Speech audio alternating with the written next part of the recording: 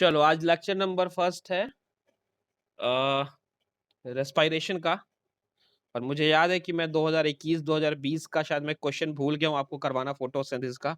वो करवा दूंगा, मेरे को याद नहीं रहा ऐड करने का। ठीक है, तो आज अपन लोग बात करेंगे रेस्पिरेशन की। करेक्ट, रेस्पिरेशन और ब्रीदिंग, या दो वर्ड सुने हो क्या? रेस्पिरेशन और ब्रीदिंग दोनों अलग अलग है या सेम है?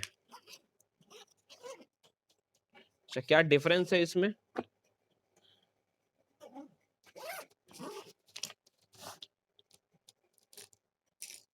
हाँ, एनर्जी का प्रोडक्शन होता है।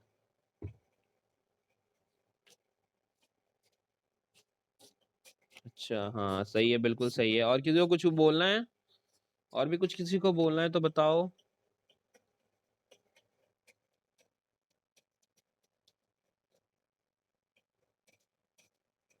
हाँ हाँ, कह सकते हैं, ऐसा कह सकते हैं भी, ये भी सही है। दोनों सही है। बेसिकली एक ब्रीदिंग क्या है? गैसियस का एक्सचेंज है, CO2 को बाहर करना है और ऑक्सीजन को अंदर लेना है। करेक्ट। और रेस्पिरेशन, जिसमें हम कह सकते हैं, एक बहुत अच्छा टेक्निकल वर्ड यूज कर सकते हैं कि ग्लूकोज का ऑक्सीडेशन जब करेंगे तो वो रेस्पिरेशन है, जब गैसेस का एक्सचेंज करेंगे तो वो ब्रीदिंग है। कह सकते हैं क्या? हाँ, तो ये आप दोनों भी करेक्ट हो, इसमें कोई दो राय नहीं है, आप दोनों भी करेक्ट हो। बट एक टेक्निकल जो क्या बोलते हो, टेक्निकल स्टेटमेंट होता है, वो ये है। करेक्ट। तो पढ़ना क्या है? डू प्लांट ब्रीथ ग्लाइकोलाइसिस पढ़ना है कि प्लांट ब्रीथ करते हैं कि नहीं करते हैं, पहले ये जानेंगे। फिर glycolysis, fermentation, aerobic respiration, respiratory balance पढ़ना है, एम्फिबोलिक, बहुत चीजें पढ़नी है, बहुत मजा आएगा। और मैं आपको बताऊं, ये ना पीछे वाले चैप्टर से लिंक्ड है थोड़ा थोड़ा, क्योंकि अगर, अच्छा एक बात बताओ, रेस्पिरेशन करेंगे किस चीज का? जो चीज फोटोसिंथेसिस में बना है उसी का तो यूटिलाइजेशन फॉर्म है ना? सही बोल रहा हूं क्या मैं? ग्लूकोज बनाया है फोटोसिंथेसिस में, उसको तोड़ देंगे। और रेस्पिरेशन इन प्लांट जो लिखा हुआ है ना, बड़ा सा टॉपिक आपके एनसीईआरटी में, चिंता नहीं करना।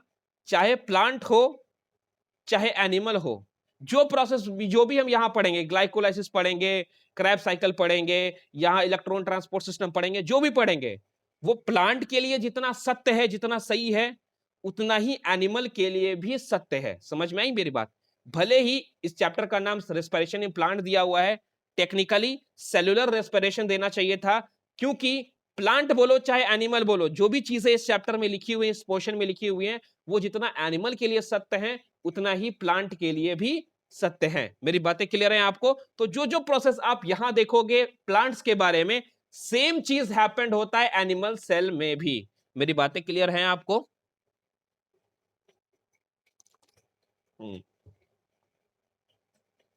एक से ज्यादा सवाल नहीं आता इस चैप्टर से, 1 से 2 क्वेश्चन हर साल, 1 से 2 क्वेश्चन। मतलब यहाँ ये आप चैप्टर आपको 4 से 8 नंबर देगा, ठीक है? या तो 4 नंबर देगा या तो 8 नंबर देगा। अच्छे से नहीं पढ़े तो -5 मिलेगा। कितना मिलेगा? -5। क्योंकि जो सवाल आता है अटेम्प्ट करोगे तो 4 नंबर तो जाएगा ही, साथ में 1 नंबर नेगेटिव मार्किंग में जाएगा। ठीक है, समझ आती है बातें? तो बहुत आराम से पढ़ना है, जैसा फोटोसिंथेसिस था वैसे ही। याद नहीं करवाऊंगा, समझाऊंगा सारी बातें, क्यों हुई हैं, क्या हुई हैं, कैसे हो रहा है, क्या नहीं हो रहा है, सारी बातें समझा के आपको एक्सप्लेन करूंगा। ठीक है, तो चिंता बिल्कुल नहीं करना। Respiration in plant, all of us breathe to live, हम सब जो है ना ब्रीथ करते हैं जिंदा रहने के लिए। But why is breathing so essential to life? आखिर ब्रीदिंग इतना एसेंशियल क्यों है जिंदगी के लिए? कोई मुझे इसका आंसर करेगा क्या? अरे बाबू, ब्रीदिंग इसलिए इंपॉर्टेंट है क्योंकि अगर ब्रीथ नहीं करेंगे तो ऑक्सीजन अंदर जाएगा कैसे? ऑक्सीजन अंदर नहीं जाएगा तो फिर वो ग्लूकोज का ऑक्सीडेशन करेगा कैसे? उससे एनर्जी निकलेगी ही नहीं। एनर्जी निकलेगी ही नहीं तो फिर सारा का सारा बॉडी सिस्टम ही फेल हो जाएगा ना। तो ब्रीदिंग इसलिए इंपॉर्टेंट है ताकि हम गैसेस का एक्सचेंज कर सके। समझ में आई मेरी बात? What happen when we breathe, क्या होता है जब हम सांस लेते हैं? तो सांस लेते हैं तो CO2 बाहर जाता है, ऑक्सीजन अंदर जाता है। समझ में आई मेरी बात? Also do all living organism including plant and microbes, हाँ सब ब्रीथ करते हैं भैया, सब करते हैं, चिंता की बिल्कुल बात नहीं है, सारे के सारे ब्रीदिंग में इन्वॉल्व होते हैं। ठीक है, अब मेरी बात ध्यान से सुन। All living organism need energy for carrying out daily life activity. पता है ना, दौड़ना है, भागना है, खाना है, पीना है, पढ़ना है, सब में एनर्जी खर्च होता है। ठीक है, एब्जॉर्प्शन हो, ट्रांसपोर्टेशन हो, मूवमेंट हो, रिप्रोडक्शन कर रहे हो, ब्रीथ करते हैं और इवन ब्रीदिंग के लिए भी, ब्रीदिंग भी जब आप करते हो तो एनर्जी खर्च होता है। डायफ्राम कॉन्ट्रैक्ट करता है, रिलैक्स करता है, रिब केज ऊपर जाता है, नीचे होता है, लंग्स का सरफेस एरिया बढ़ता है, छोटा होता है, तो ब्रीदिंग करने में भी एनर्जी खर्च होती है। याद रहेगी ये बातें? याद रहेंगी? सारा एनर्जी आता कहां से यार? जो भोजन खाते हो वहीं से तो एनर्जी आता है। कर सही बोल रहा हूं क्या? Where does all energy come from? Energy कहां से आता है? जब वो जो भोजन खाते हैं वो बेसिकली भोजन नहीं है, वो एनर्जी का पैकेट्स आप खाते हो। जो बर्गर आप खाते हो तो सोच लो ना कि वो एनर्जी का पैकेट है। जो रोटी आप खाते हो वो एनर्जी का पैकेट है, आपने खाया, वो पैकेट अंदर जाके खुला और एनर्जी आपने उसको यूज किया। मेरी बातें क्लियर हैं क्या आपको? फिर उसने सवाल पूछा, do all foods give the same amount of energy? नहीं, बिल्कुल गलत है। सारा का सारा फूड मटेरियल जो होता है ना, सेम अमाउंट का एनर्जी प्रोवाइड नहीं करता है। कार्बोहाइड्रेट खाते हो तो उसका एनर्जी वैल्यू अलग होता है, फैट खाते हो तो उसका एनर्जी वैल्यू अलग होता है, प्रोटीन खाते हो उसका एनर्जी वैल्यू अलग होता है। ठीक है, मैं बताऊंगा कितना किसका किसका होता है, मैं बताऊंगा आपको, चिंता बिल्कुल नहीं करना। डू प्लांट ईट? क्या पौधे भी खाते हैं? क्या लगता है यार, आंसर क्या होगा, हाँ या ना?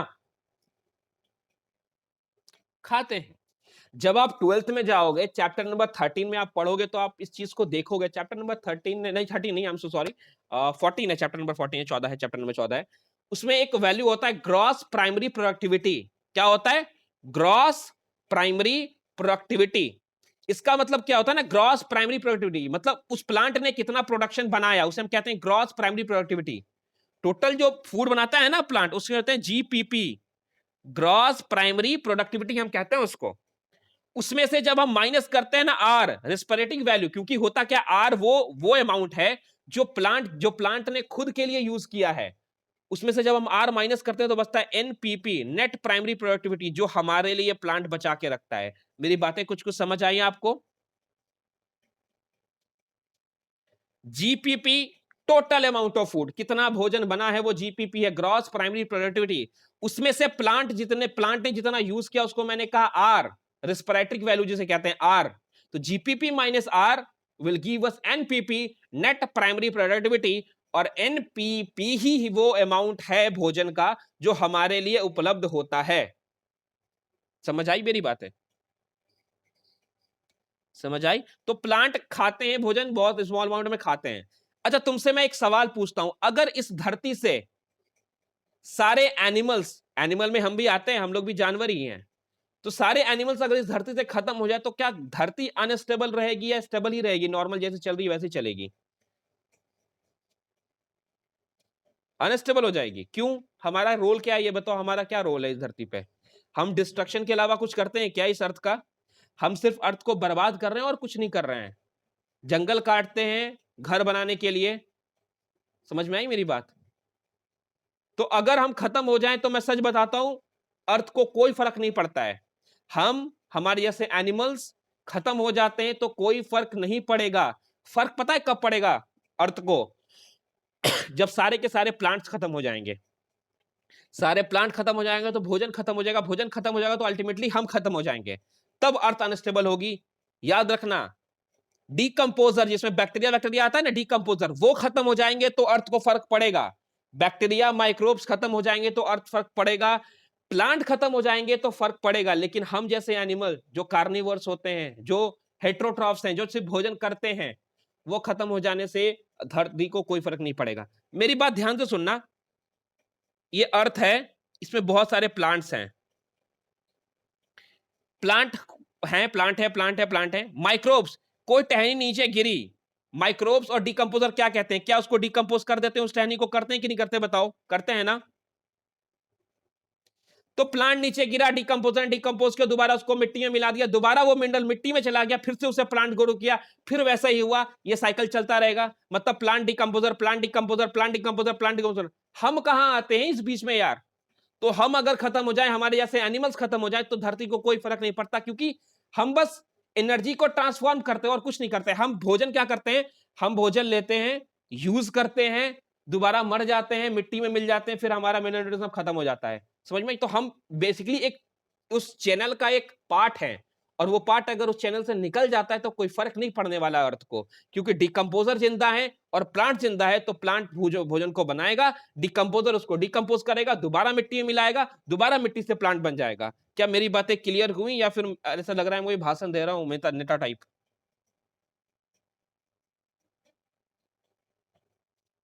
क्लियर है बातें सबको? क्लियर है? मैं इसलिए बता रहा हूं क्योंकि चैप्टर को थोड़ा थोड़ा कनेक्ट तो करना पड़ेगा ना यार। डायरेक्ट मैं ऐसे एनसीईआरटी पढ़ाने लगूं तो आपको ही बोर लगेगा, मुझे ही बोर लगेगा, तो थोड़ा थोड़ा इंटरेस्टिंग चीज बताना जरूरी है। समझ आई बातें? तो हम खत्म हो जाए तो फर्क नहीं पड़ता धरती को। धरती को फर्क कब पड़ेगा? जब डिकम्पोजर्स खत्म हो जाएंगे, क्योंकि अगर डिकम्पोजर खत्म हो गए तो हमारा धरती एक गार्बेज हो जाएगा, गार्बेज। हमारी धरती एक डस्टबिन के समान हो जाएगा। सारे सामान सोचो ना यार, जो 10 साल पहले कोई कुत्ता सामने रोड पे मर गया, वो वैसा ही वैसा प्रेजेंट रहेगा अगर डिकम्पोजर नहीं होगा तो। सही बोल रहा हूं क्या मैं? जो कचरा आज आपने फेंका रोड पे, जो जहां के जाके डंपिंग यार्ड में डंप करते हैं, कचरा घर जो होता है ना, बड़ा सा खुला मैदान होता है जहां कचरे को डंप करते हैं, वहां कौन काम करता है? वहां डिकम्पोजर्स काम करते हैं, जो कचरे को दोबारा डिकम्पोज करके खत्म करते हैं। सोचो अगर डिकम्पोजर खत्म हो जाए तो धरती का क्या हाल होगा बताओ? क्या एक कचरा का डब्बा समान धरती नहीं हो जाएगा? जो चीज आपने अभी फेंकी वो 10 साल बाद भी वैसी रहेगी। सही बोल रहा हूं क्या मैं? है ना? तो डिकम्पोजर खत्म हो जाए तो धरती कचरा हो जाएगा और सब कुछ, मतलब फिर क्या होगा? सुनो क्या होगा। जो मिनरल एक बार आपने, प्लांट ने एक बार उस केले को छिलके को बनाने में लगा दिया, प्लांट ने मिनरल का यूज किया, जमीन से निकाला मिनरल्स को, लेते हैं ना एब्जॉर्प्शन, मिनरल पढ़ा है ना मिनरल का एब्जॉर्प्शन। एक बार प्लांट ने केले के छिलकों को बनाने के लिए जो मिनरल का इस्तेमाल किया, आपने केला को खा लिया, छिलके को फेंका, उस छिलके का मिनरल क्या दोबारा उस धरती में जा पाएगा? क्या जा पाएगा कि नहीं जा पाएगा? नहीं जा पाएगा, क्योंकि डिकम्पोजर नहीं होंगे तो उसका मिनरल वो बाहर निकालेंगे नहीं। मिनरल बाहर निकालेंगे नहीं तो धरती में जाएगा कैसे? वो जो आपने आज केले का छिलका फेंक के साइड में फेंका था, वो 10 साल बाद घूम के आओगे वहीं वैसा ही एज इट इज प्रेजेंट रहेगा, अगर डिकम्पोजर प्रेजेंट नहीं होंगे तो। सही बोल रहा हूं क्या मैं? तो क्या होगा कि माइक्रोब्स प्रेजेंट नहीं है तो सारे रिसोर्स खत्म हो जाएंगे आपके। सारे रिसोर्स खत्म हो जाएंगे ना, एक बार धरती से निकला दोबारा अंदर गया ही नहीं, सारे रिसोर्स खत्म आपके कुछ सालों बाद। प्लांट नहीं होंगे तो भोजन ही नहीं बनेगा यार, उससे भी आप खत्म हो जाओगे। तो धरती को दो चीज की इंपॉर्टेंस है, एक प्लांट, दूसरे डिकम्पोजर्स। उसके अलावा बीच में कौन है, कौन जा रहा है, कौन नहीं जा रहा है, कोई फर्क नहीं पड़ता उसको। समझ में आ रही है मेरी बातें? सीजनल वेरिएशन आता है वो बात अलग है, लेकिन हाँ, पूरा लाइफ सिस्टम नहीं रुकेगा अगर हम खत्म हो जाएंगे तो। कुछ कुछ डिस्टर्बेंस होती हैं, मैंने आपको इकोलॉजी में पढ़ाया है कि स्पेसिएशन, जहां पे स्पेसिस ज्यादा होते हैं वो जगह ज्यादा स्टेबल होती है, जहां स्पेसिएशन कम होता है, जहां स्पेसिस कम होते हैं वो इस जगह कम स्टेबल होती है। ये बात मैंने आपको पढ़ाया, लेकिन हाँ, जीवन नहीं रुकेगा अगर हम खत्म हो जाएंगे तो, जीवन एज इट इज चलता रहेगा। समझ में आई मेरी बातें आपको? लेकिन प्लांट खत्म हो जाए तो जीवन रुक जाएगा, माइक्रोब्स खत्म हो जाए तो जीवन रुक जाएगा। समझ में आ रही है मेरी बातें? ठीक है। अब उसने बोला यू में वंडर एट सेवरल क्वेश्चन जो आपने ऊपर हैं, आपको बहुत डिसकनेक्टिव लगेंगे। रियलिटी में जो क्वेश्चंस हैं वो ब्रीदिंग से बहुत ज्यादा कनेक्टेड हैं। हम देखेंगे यहाँ पे कैसे एनर्जी निकलता है, कैसे क्या, अब डिस्कस करते हैं क्या हैपेंड है, क्या प्रोसेस है, नहीं है। Energy for life process, all organism required constant supply of energy, और ये कांस्टेंट सप्लाई ऑफ एनर्जी हमको सन से मिलता है ना। एनर्जी और एनर्जी कभी भी रिसाइकल नहीं होता है, याद रखना। ऑलमोस्ट ऑल एनर्जी हमको सन से मिलता है। ऑर्गेनिज्म एनर्जी को कैप्चर करते, लाइट को कैप्चर करते हैं, ऑर्गेनिक फॉर्म में, कंपाउंड में उसको कन्वर्ट करते हैं। बातें क्लियर है क्या आपको? कोई डाउट? अब जिसकी बात आप में बोल रहा था ना कि क्या सारे के सारे फूड जो हैं क्या हमको सेम अमाउंट ऑफ एनर्जी देते हैं? बिल्कुल नहीं। कार्बोहाइड्रेट 1 ग्राम हमको 4 कैलोरी देता है, प्रोटीन हमको 4 कैलोरी देता है, लेकिन फैट हमको 9 कैलोरी देता है, करेक्ट। विटामिन मिनरल्स हमको कोई कैलोरी नहीं देता है। Average average average average average जो एक ह्यूमंस को जरूरत है वो है 2000 से 2500 कैलोरी की हर दिन जरूरत पड़ती है एक इंसान को। हाँ, इसका अमाउंट कम तब हो जाएगा जब कोई इंसान है मेरे जैसा जो दिन भर बैठा रहता है, कहीं घूमने फिरने नहीं जाता, बैठे बैठे अपना सारा काम करता रहता है। उस इंसान के लिए इसकी वैल्यू कम हो सकती है। एथलीट के लिए इसकी एनर्जी ज्यादा हो सकती है। छोटे बच्चे जो दिन भर कूदते रहते हैं, वो ज्यादा खाते भी हैं, उनके लिए इसकी एनर्जी ज्यादा हो सकती है। मेरी बातें समझ आई? लेकिन नॉर्मल इंसान को 2000 से 2500 तक ये किसकी कैलोरी की जरूरत पड़ती है। कार्बोहाइड्रेट हमको 4 कैलोरी देता है, प्रोटीन हमको 4 कैलोरी देता है, फैट हमको 9 कैलोरी देता है, विटामिन और मिनरल हमको कोई कैलोरी प्रोवाइड नहीं करते हैं। मेरी बातें क्लियर हैं आपको? चलो बहुत बढ़िया।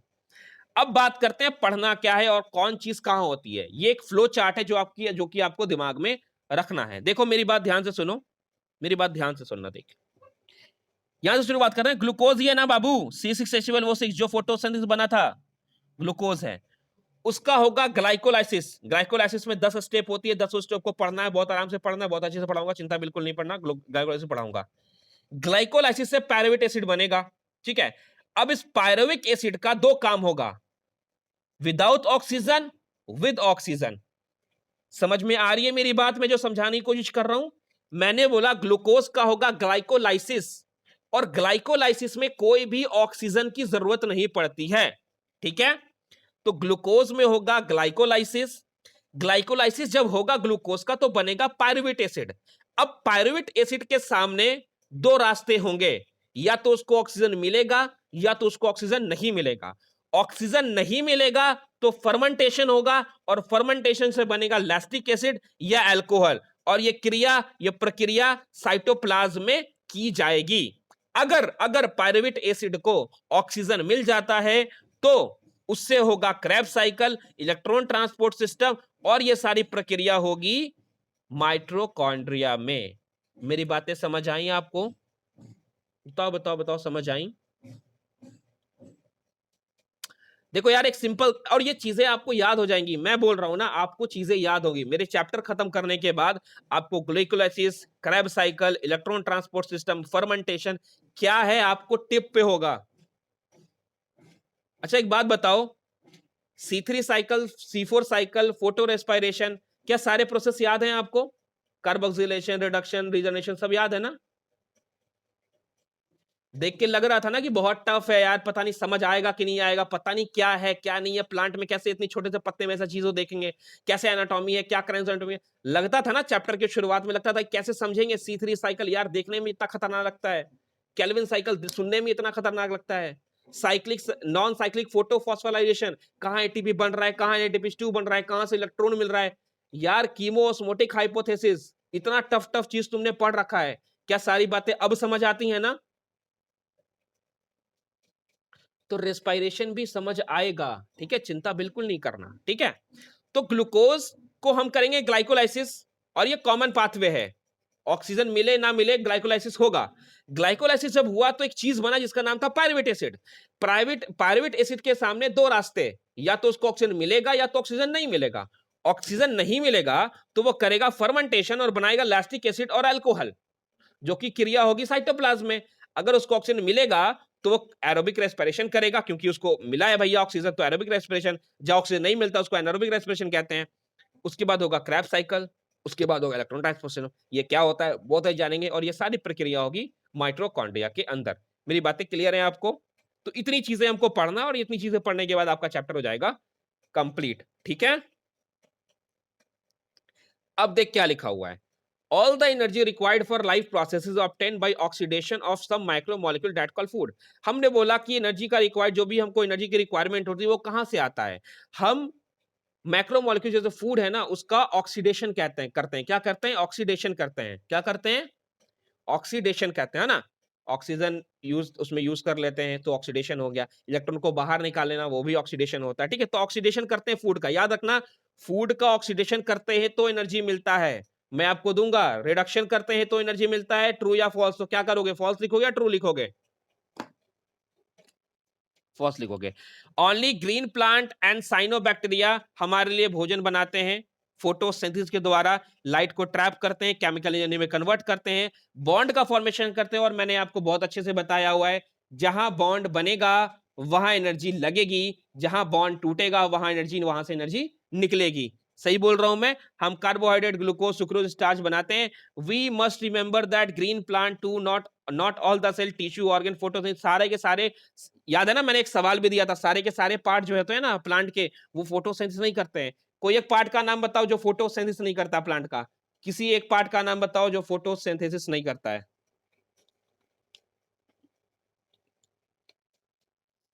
स्टेम करता है, ग्रीन स्टेम करता है, ग्रीन स्टेम करता है। रूट रूट रूट नहीं करता, रूट नहीं करता, रूट नहीं करता, ठीक है। फिर उसने क्या बोला, ओनली सेल्स कंटेनिंग, अरे यार सिंपल सी बात है, वो सेल जिसके पास क्लोरोप्लास्ट है वो फोटोसिंथेसिस करेगी, जिसके पास नहीं है वो नहीं करेगा, रूट के पास क्लोरोप्लास्ट नहीं होता, ठीक है। That are most often superficial layer. अब बोलता है कि जो फोटोसिंथेसिस होती है ना, वो बेसिकली ऊपर वाले लेयर से ऑब्टेन की जाती है। ग्रीन स्टेम भी है अगर, तो उसके ऊपर वाले लेयर से वो फोटोसिंथेसिस होता है। Hence even in green plant all other organ, जैसे tissue, cell organ, non green part, heaven in green plant all other organ, tissue and cell that are non green need food for oxidation। भैया बाकी जो non tissues वाले part है जो photosynthesis करते हैं, उनको भी फूड की जरूरत पड़ती है, करेक्ट। तो hence food has to be translocate to all non green plant. तो इसलिए हमको सारे नॉन ग्रीन प्लांट में हमको फूड को ट्रांसलोकेट करना पड़ेगा। Animals are heterotrophs, they obtain food from plant directly और इनडायरेक्टली। या तो डायरेक्टली डायरेक्ट प्लांट को खा लेंगे हम, तो डायरेक्टली हो गया, या तो उस प्लांट को किसी ने खाया और हमने उसको खाया, तो इनडायरेक्टली हो गया। सही बोल रहा हूं क्या मैं? तो जो सिर्फ डायरेक्ट प्लांट को खाएंगे वो हर्बीवोर्स कहलाएंगे, जो इनडायरेक्टली लेंगे वो कार्निवोर्स होंगे। जैसे कि हम ना, हम क्या हैं? हम क्या हैं बताओ? कार्निवोर्स है कि कार्निवोर्स है कि हर्बीवोर्स हैं? ऑमनीवोर्स हैं, क्योंकि हम प्लांट भी खाते हैं और एनिमल्स को भी खाते हैं, करेक्ट। अच्छा, कोई एक आदमी है जो अंडा खाता है और ग्रीन वेजिटेबल्स खाता है, उसको क्या कहेंगे? बताओ बताओ बताओ। नहीं, गलत। नहीं नहीं नहीं नहीं, अंडा और ग्रीन, अंडा और ग्रीन, गलत गलत गलत। याद रखना एक वर्ड है, ओवो हर्बीवोरस। क्या मैंने बोला? ओवो हर्बीवोरस। वैसा इंसान जो अंडा खाता है और सिर्फ सब्जी खाता है, तो कहते हैं ओवो हर्बीवोरस। क्या कहते हैं? हाँ, और जो अंडा खाता है और सिर्फ गोश्त खाता है, उसको क्या बोलेंगे? सिर्फ एनिमल्स को खाता है, ओवो कार्निवोरस। ओवो carnivorous, ओवो carnivorous, ओवो carnivorous. हाँ, ओक के लिए बोल रहे हैं। हाँ, मैंने बोला एक आदमी है जो अंडा खाता है, दूध पीता है और सब्जियां खाता है, बस हो गया। बहुत सारे लोग होते हैं वैसे, अंडा, दूध और वेजिटेबल्स, वो मांस मछली सब नहीं खाता है। क्या बोलोगे उसको, बताओ आप?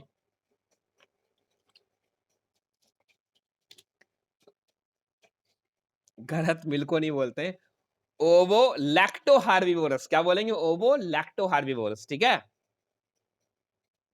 समझ आई मेरी बात है? तो कोई कहता है ना कि मैं अंडा खाता हूं, मैं हर्बीवोरस हूं, तो वो गलत है। उसको बोलना चाहिए टेक्निकली वो ओवो हर्बीवोरस है, करेक्ट। जो अंडा खाता है, दूध खाता है और ये एनिमल्स को खाता है, उसको क्या बोलेंगे? हाँ, और जो सब खाता है उसको ओमनीवोरस कहते हैं। क्या कहते हैं? ओमनीवोरस, ठीक है। अब सैप्रोफाइट जैसे फंजाई हो गया, fungi are depend on dead and decaying matter. और ये कहां से आया इसके पास? सैप्रोफाइट्स एक फंजाई है जो कि डेड डिकिंग मैटर पे डिपेंड होता है। वो भी बेसिकली कहां से आया? Dead डिकिंग matter. प्लांट की टहनी टूटी, मर गई, उसके ऊपर फंजाई आके ग्रो कर गया, तो ये है। अब what is important to recognise that ultimately all the food that is respire for life process come from photosynthesis. ये इंपॉर्टेंट है कि भैया जो भी भोजन हम रिस्पायरेशन में यूज कर रहे हैं, जो भी हमको एनर्जी के लिए चाहिए, वो कहां से आ रहा है? फोटोसिंथेसिस से आ रहा है, करेक्ट। तो ये चैप्टर डील करेगा सेलुलर रेस्पिरेशन के बारे में, और वो मैकेनिज्म जिसमें हम फूड मटेरियल को तोड़ेंगे, टुकड़ों में तोड़ेंगे, ठीक है, और उसमें जो एनर्जी है बसी हुई, उसमें जो एनर्जी हमने उसको रखा है, ट्रैप करके रखा, वो एनर्जी को निकालेंगे और उससे एटीपी बनाएंगे। क्या बनाएंगे? एटीपी बनाएंगे, और फिर सेल उस एटीपी को यूज करेगी। डायरेक्ट डायरेक्ट एनर्जी निकाल के ऐसी रख देंगे तो ऐसा नहीं होता है। हम उस एनर्जी को निकालते हैं, जो एनर्जी ट्रैप्ड है ना उस फूड में, उसको निकालते हैं और उसको एटीपी में कन्वर्ट करते हैं। किसमें कन्वर्ट करते हैं? फिर उसको जगह जगह पे हम यूज करते हैं, करेक्ट। ये यूज कर लिया यहाँ, ये यूज कर लिया यहाँ, ऐसे ऐसे करते हैं, correct. Photosynthesis of course take place within the chloroplast. Chloroplast में होता है यूकैरियोट्स में, correct. Whereas the breakdown होगा कॉम्प्लेक्स मॉलिक्यूल का एनर्जी निकालने का, वो साइटोप्लाज्म में होगा और माइटोकॉन्ड्रिया में होगा। सही बोल रहा हूं क्या? यूकैरियोट्स की बात बोल रहा है ये। साइटोप्लाज्म में बताया मैंने, वो गैलोग्लाइसिस साइटोप्लाज्म में होता है और बाकी सारे प्रोसेसेस माइटोकॉन्ड्रिया में होते हैं, करेक्ट। तो याद रखना, फोटोसिंथेसिस होता है क्लोरोप्लास्ट में, और ब्रेकडाउन जब इस मॉलिक्यूल्स का करेंगे तो वो होगा साइटोप्लाज्म और माइटोकॉन्ड्रिया में, correct. The breakage of CC, बड़ी अच्छी चीज लिखी हुई है, देख ध्यान से। The breakage of CC bond of complex compound through oxidation within the cell. CC bond का टूटना सेल के अंदर जिससे कंसिडरेबल अमाउंट में एनर्जी निकलती है उसको हम रेस्पिरेशन कहेंगे। सही बोल रहा हूं क्या मैं? और वो कंपाउंड जिसको हम तोड़ेंगे ना रेस्पिरेशन में, जिसको हम रेस्पिरेशन में तोड़ेंगे उसको रेस्पिरेटरी सबस्ट्रेट्स कहेंगे। क्या कहेंगे? रेस्पिरेटरी सबस्ट्रेट्स कहेंगे। वो फैट हो सकता है, वो ग्लूकोज हो सकता है, कुछ भी हो सकता है। समझ आई मेरे? वो कार्बोहाइड्रेट हो सकता है, फैट हो सकता है, प्रोटीन हो सकता है। सही बोल रहा हूं क्या मैं? अब अरे सिंपल सी बात है बाबू, आपने जो भोजन लिया वो प्रोटीन था, तो यहां पे जब उस प्रोटीन को आप तोड़ोगे तो सबस्ट्रेट्स क्या है? प्रोटीन है ना। सही बोल रहा हूं क्या मैं? आपने कोई भोजन लिया जिसमें सिर्फ कार्बोहाइड्रेट, आपने 1 किलो चावल खा लिया है, सिर्फ सिर्फ चावल खा लिया है, उसमें कार्बोहाइड्रेट है, तो यहां पे सबस्ट्रेट्स जिससे आप एनर्जी निकालोगे वो कार्बोहाइड्रेट है। आपने कोई ऐसा भोजन लिया जिसमें सिर्फ फैट ही फैट है, तो यहां पे सबस्ट्रेट्स का नाम क्या है? फैट है। समझ में आ रही है मेरी बात? तो सीसी बॉन्ड जब आप कॉम्प्लेक्स कंपाउंड का तोड़ते हो ऑक्सीडेशन के द्वारा, तो उससे कंसिडरेबल अमाउंट में, कुछ अमाउंट में एनर्जी निकलती है, उसको हम कहते हैं रेस्पिरेशन। ये डिफिनेशन आप याद रखेंगे। और रेस्पिरेशन में हम बहुत सारे कंपाउंड्स का यूज कर सकते हैं, बहुत सारे सबस्ट्रेट्स का यूज कर सकते हैं। मे बी वो फैट हो सकता है, मे बी वो प्रोटीन हो सकता है, मे बी वो कार्बोहाइड्रेट हो सकता है। इसको हम रेस्पिरेटरी सबस्ट्रेट्स कहेंगे। सही बोल रहा हूं क्या मैं? और कितनी एनर्जी निकलेगी, आपने मान लिया जाए कोई प्रोटीन से भरा हुआ शेक ले लिया है, तो उसको जब रेस्पायर करोगे, जब आप उसको उसको उसका जब रेस्पिरेशन करोगे, तो इससे उससे एनर्जी आपको ज्यादा मिलेगी। कार्बोहाइड्रेट, सॉरी, उससे ज्यादा एनर्जी मिलेगी, करेक्ट। लेकिन अगर आप फैट का काम करोगे, फैट से करोगे तो उससे और भी ज्यादा एनर्जी मिलेगी। कार्बोहाइड्रेट करोगे तो कार्बोहाइड्रेट और प्रोटीन का एनर्जी लेवल सेम होता है। सही बोल रहा हूं मैं? सही बोल रहा हूं मैं? उसने भाई यूजुअली कार्बोहाइड्रेट को हम यूज करते हैं एनर्जी निकालने के लिए, प्रोटीन और फैट का भी यूज करते हैं, लेकिन जब उससे हम उसको यूज करते हैं ना, तो हम उससे कोई अलग अलग ऑर्गेनिक सब्सटेंस भी बना लेते हैं। उसने यूजुअली कार्बोहाइड्रेट और ऑक्सीडाइज टू रिलीज एनर्जी। इसलिए तो, अरे यार, इसलिए तो बेसिकली तुम जो खाना खाते हो, अक्सर तुम्हारे भोजन में जो मेजर पार्ट होता है, क्या वो कार्बोहाइड्रेट का होता है? बताओ। रोटी खा लो, चावल खा लो। एक बात मुझे बताओ, क्या चावल ज्यादा लेते हो कि सब्जी ज्यादा लेते हो? बेसिकली तुम कोई भी भोजन अपना उठा लो ना, तुम उसमें कंपोजिशन देखना, कोई भी भोजन का कॉम्पोजिशन देखना, उसमें कार्बोहाइड्रेट ज्यादा अमाउंट में होगा और प्रोटीन और फैट थोड़ा कम अमाउंट में होता है। समझ में आ रही है मेरी बातें? तो यूजली इसलिए नेचर ने इसलिए चीजों को बनाया है। चावल में उसने कार्बोहाइड्रेट बड़े, क्योंकि उसको पता है चावल ये ढेर खाएगा, कार्बोहाइड्रेट उसको ज्यादा चाहिए। तो यूजुअली कार्बोहाइड्रेट को ऑक्सीडाइज करते हैं, एनर्जी निकालते हैं। प्रोटीन और फैट से भी एनर्जी निकलता है, लेकिन उससे कुछ अलग-अलग ऑर्गेनिक सब्सटेंस बनाते हैं। और हाँ, उसने बोला, देखिए यहाँ पे क्या लिखा है, but protein, fat, even organic acid, वो भी ऑर्गेनिक एसिड है, उसको भी as a respiratory substance use करता है प्लांट, लेकिन सर्टेन कंडीशन में। समझ में आई मेरी बात? और ये प्लांट एनिमल दोनों पे। फैट जब हम लेते हैं तो फिर उसको बॉडी क्या करती है कि एक रिजर्व मटेरियल की तरह रख देती है, ठीक है? Reserve material. जब आपको भोजन नहीं मिलता तो फिर उस फैट का ऑक्सीडेशन होता है, फिर उससे हमको एनर्जी मिलती है। समझ में आ रही है मेरी बात? वो रिजर्व मटेरियल की तरह रखा जाता है, ठीक है?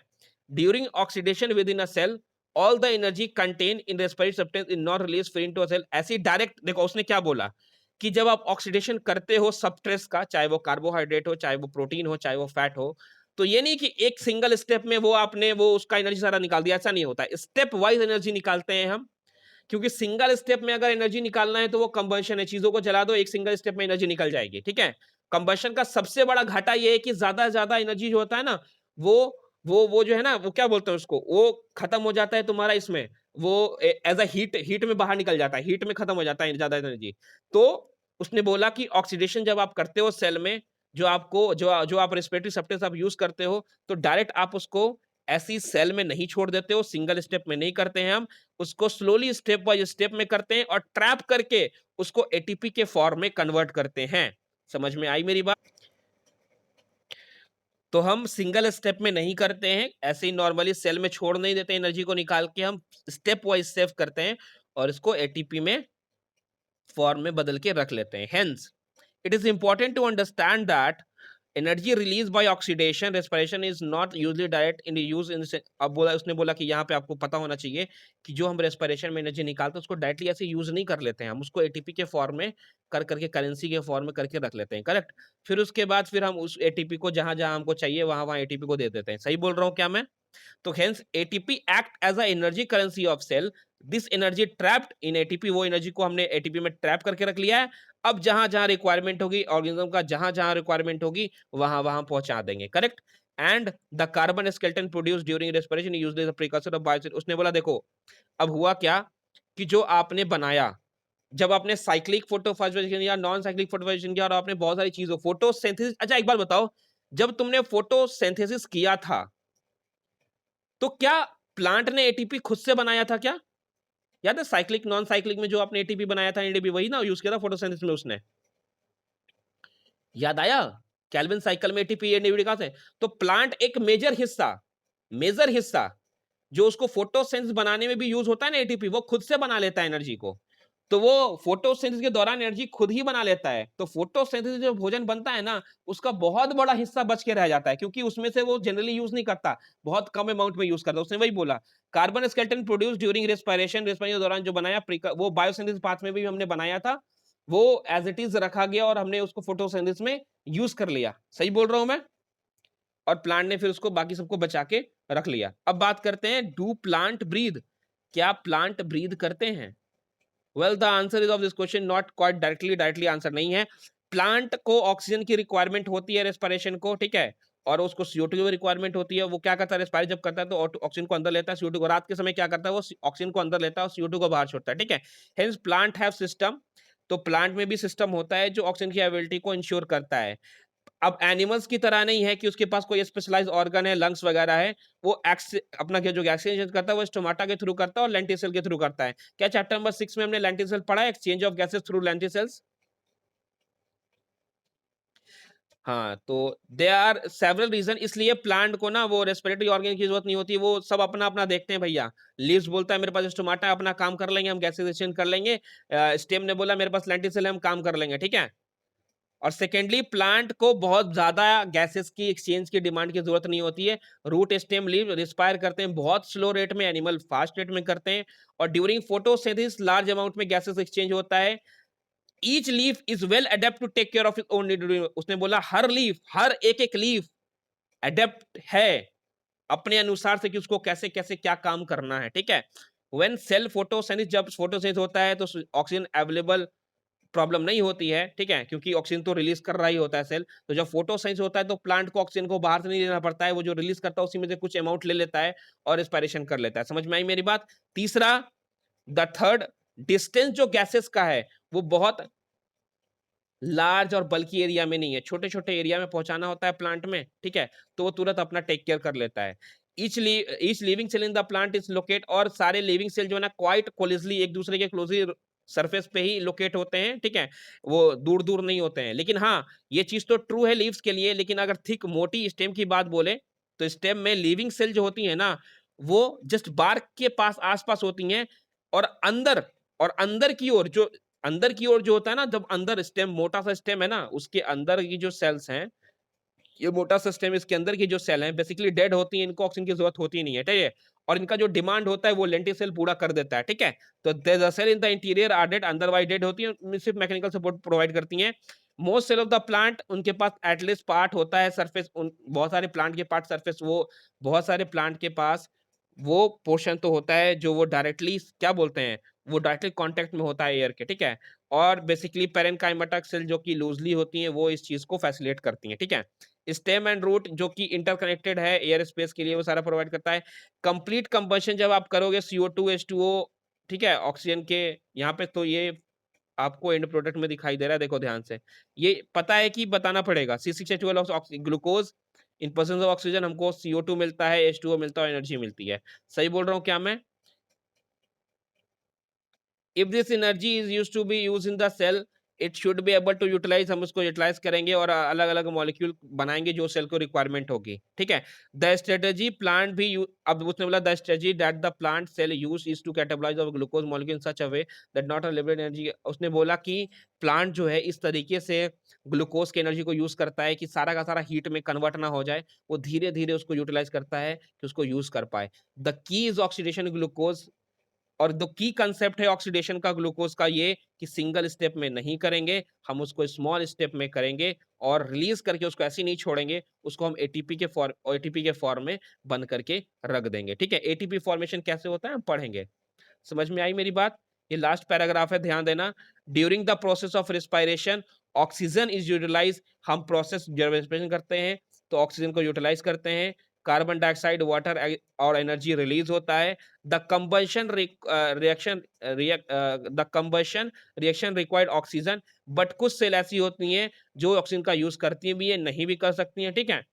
तो जब अनअवेलेबल होगा तो वो ऑर्गेनिज्म क्या करेगा कि ऑक्सीजन का यूज नहीं करेगा, जब अवेलेबल होगा तो यूज करेगा, ठीक है। तो they are sufficient reason to believe, कर सकते हैं, बहुत सारे हैं हमारे हमारे प्लैनेट पे बहुत सारे सेल हैं जो बिना ऑक्सीजन के ही रेस्पिरेशन कर लेते हैं, ठीक है। तो कैन यू थिंक, कहाँ गया, there are sufficient reason to believe that the first cell of the planet live in the atmosphere. अब उसने वही बोला, देख देख देख ध्यान से देख क्या बोला। इवोल्यूशन अगर मुझसे सब लोग पढ़ रहे हो, मतलब 12th वाले की बच्ची बात बोल रहा हूं मैं, इवोल्यूशन जब आप पढ़ रहे थे तो क्या मैंने आपको बताया था ना कि प्रिमिटिव एटमॉस्फेयर में ऑक्सीजन नहीं था, क्या मैंने बताया था ये बात? तो पहले वाला जो एटमॉस्फेयर था, स्टार्टिंग वाला जो अर्थ था हमारा, उसमें ऑक्सीजन नहीं था। तो वहां जब पहली सेल बनी होगी तो वो इस बात को इंश्योर कर रही होगी ना कि बिना ऑक्सीजन के भी हम रिस्पायर कर सकें। बताओ मुझे, तो उसने वही लिखा कि बहुत सारे रीजन है हमारे प्लैनेट पे, सबसे बड़ा रीजन तो ये है कि इस बात पे हमको बिलीव करना चाहिए कि बिना ऑक्सीजन के भी रेस्पिरेशन होता है। वो इसलिए क्योंकि हमारा पहले वाला एटमॉस्फेयर जो एक स्टार्टिंग वाला अर्थ का एटमॉस्फेयर था, उसके पास ऑक्सीजन नहीं था। तो पहली वाली सेल ने रिस्पिरेशन किया होगा तो क्या बिना ऑक्सीजन का किया होगा ना जी। और प्रेजेंट डे में बहुत सारे लिविंग ऑर्गेनिज्म हैं जो अडेप्ट कर चुके हैं कि वो बिना ऑक्सीजन के भी रेस्पिरेशन कर सके एनारोबिक कंडीशन में। Some of their organism facultative aerobic होते हैं, फैकल्टेटिव एनारोबिक होते हैं। और फैकल्टेटिव का मतलब, मेरी बात ध्यान से सुन, ऑप्शनल। क्या मैंने बोला? फैकल्टेटिव का मतलब ऑप्शनल, मतलब ऑक्सीजन है तो ऑक्सीजन यूज करेगा बेचारा, ऑक्सीजन नहीं है तो फिर वो एनारोबिक करेगा। मतलब फैकल्टी ऑप्शनल है भैया, है तो ठीक है, नहीं है तो ठीक है भैया, एनारोबिक कर सकते हैं। और कुछ ऑर्गेनिज्म ऐसे होते हैं जो ऑब्लिगेटरी होते हैं। ऑब्लिगेटरी का मतलब होता है एकदम वो बिना ऑक्सीजन के ही रेस्पिरेशन करेंगे, ठीक है। वाले अदर रिक्वायर्ड एनारोबिक कंडीशन, वो उसको चाहिए रेस्पिरेशन करना है, हाँ मस्ट है रेस्पिरेशन करना है, तो उसको एनारोबिक कंडीशन प्रोवाइड करना पड़ेगा, ऐसा कंडीशन जहां पे ऑक्सीजन अवेलेबल ना हो, ठीक है। In any case all living organism retain the enzymatic machinery. और सुनो मेरी बात ध्यान से सुनो, मैंने तुमको लेक्चर की शुरुआत में ही बोला था, चाहे ऑक्सीजन अवेलेबल हो चाहे ऑक्सीजन अवेलेबल ना हो, एक स्टेप तो होगा, उसका क्या नाम है? उसका नाम है ग्लाइकोलाइसिस। क्या नाम है? ग्लाइकोलाइसिस।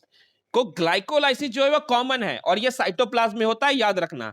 ग्लाइकोलाइसिस एक कॉमन प्रोसेस है जो उस ऑर्गेनिज्म में भी होगा जो एरोबिक है, वो उस ऑर्गेनिज्म में होगा जो एनारोबिक है। मेरी बातें समझ आई आपको? तो glycolysis is a common pathway for aerobic bacteria, for anaerobic bacteria. मेरी बातें समझ आई आपको? पक्का? तो उसने लिखा, उसने पहले बताया आपको कि दो तरह के ऑर्गेनिज्म होते हैं, पहला जो ऑक्सीजन यूज करते हैं, पहला जो ऑक्सीजन यूज नहीं करते हैं। फिर क्या लिखा उसने?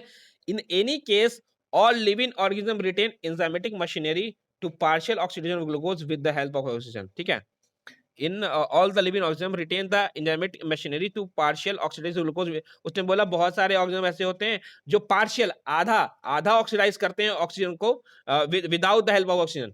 सुनो मेरी बात ध्यान से, बहुत सारे ऑर्गेनिज्म ऐसे भी होते हैं जो ग्लूकोज का ऑक्सीडेशन करते हैं without any help of oxygen, but यहां पे जो ग्लूकोज का ऑक्सीडेशन होगा वो पार्शियल होगा, आधा होगा, आप उसकी पूरी एनर्जी नहीं निकाल पाओगे, करेक्ट।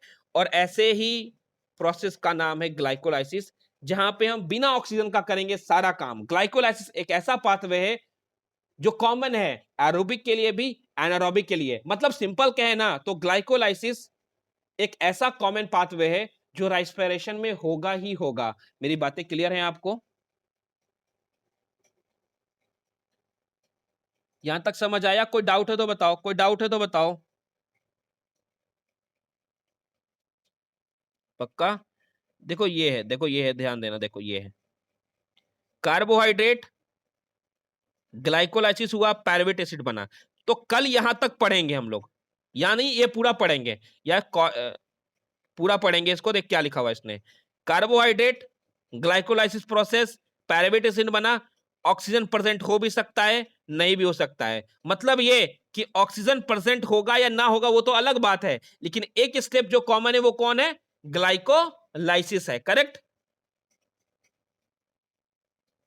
समझ में आई मेरी बात? तो कल हम पूरे अच्छे तरीके से जो ग्लाइकोलाइसिस है ना 14.2 जो ग्लाइकोलाइसिस दिया हुआ है और फर्मेंटेशन जो दिया हुआ है वो हम उसको पढ़ेंगे कल। ठीक है? Glycolysis and fermentation. मेरी बातें क्लियर हैं आपको?